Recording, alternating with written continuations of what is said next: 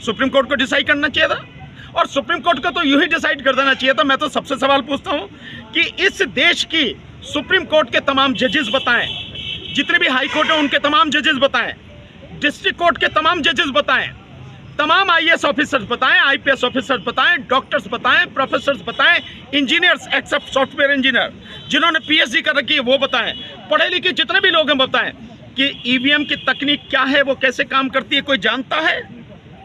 एक व्यक्ति नहीं है, जितने मैं बता रहा हूं, एक व्यक्ति नहीं है जो ये बताता हो, ये जानता हो कि ईवीएम की तकनीक क्या है, वो कैसे काम करती है। सो जब पढ़े लिखे लोग नहीं जानते और देश में आधी आबादी अनपढ़ लोगों की है, वो कैसे जानेंगे? और इलेक्शन कमीशन की जिम्मेदारी है अनुच्छेद 324 के तहत संविधान के कि वो इंडिपेंडेंट रहकर इलेक्शन करवाए, और उसका काम केवल एक ही है, free fair and transparent election, यानी स्वतंत्र, निष्पक्ष और पारदर्शी चुनाव कराए। इसी के लिए उसको इतनी ताकत दी गई है कि उसे कोई हटा नहीं सकता। हटाने की प्रक्रिया भी सुप्रीम कोर्ट के जज को हटाने की प्रक्रिया है, यानी इंपीचमेंट, महाभियोग, और महाभियोग देश में अभी तक किसी पर नहीं हुआ। साथ में वो किसी भी तरह से किसी सरकार के दबाव में ना आए, सरकार का फेवर ना करे। नौकरी के बाद यानी इलेक्शन कमिश्नर रहने के बाद उसे किसी भी जगह अपॉइंटमेंट नहीं दिया जाएगा। जैसे माने सुप्रीम कोर्ट, हाई कोर्ट के जजेस हैं, उन्हें कहीं का गवर्नर बना दिया जाता है, किसी कमीशन का चेयरमैन बना दिया जाता है, कि मेंबर बना दिया जाता है।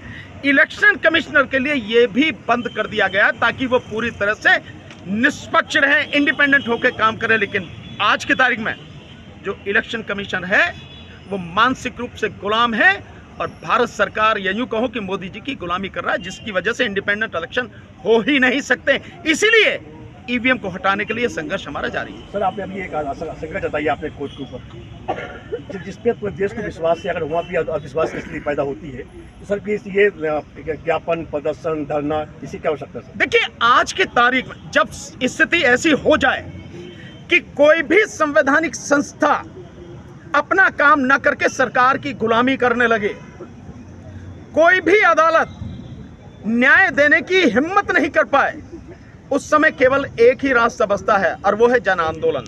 इसके अलावा दूसरा कोई रास्ता नहीं है। और इस जन आंदोलन के लिए केवल और केवल इस देश के पास, मैं किसी जाति धर्म की बात नहीं कर रहा हूं, किसी व्यक्तिगत या विशेष विचारधारा की बात नहीं कर रहा, मैं पूरे देश की बात कर रहा हूं। इस देश के 140 करोड़ लोगों के संवैधानिक, मौलिक और उनके मानव अधिकारों की बात कर रहा हूं, और इस देश के 100 करोड़ मतदाताओं के अधिकारों की बात कर रहा हूं। मैं उनकी बात कर रहा हूं।